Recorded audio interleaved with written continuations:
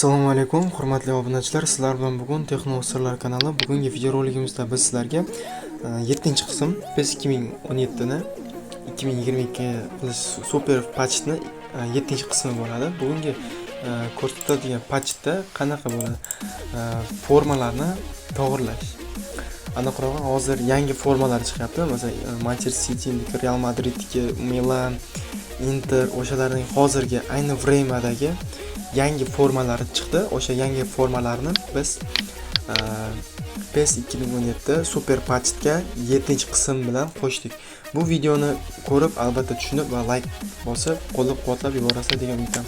Iltimos, videorolikni oxirigacha ko'rib, e'tibor bilan kuzatib olinglar. Bo'lmasa har qanday savollar chiqishi mumkin.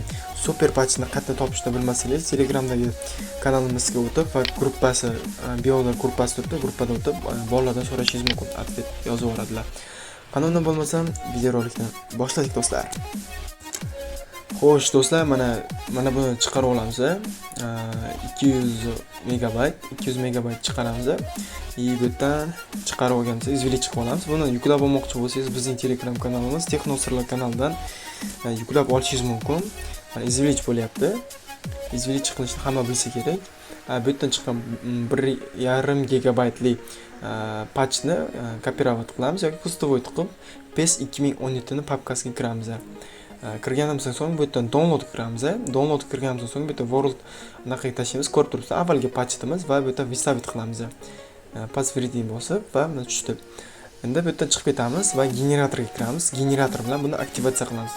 Aktivatsiya qilgan so'ng chap tarafda oxirida turish kerak, o'ng tarafda, oxir tarafda turish kerak. Eng oxirida tursa har bir patchimiz o'shanda ishlayotganini bilishingiz mumkin.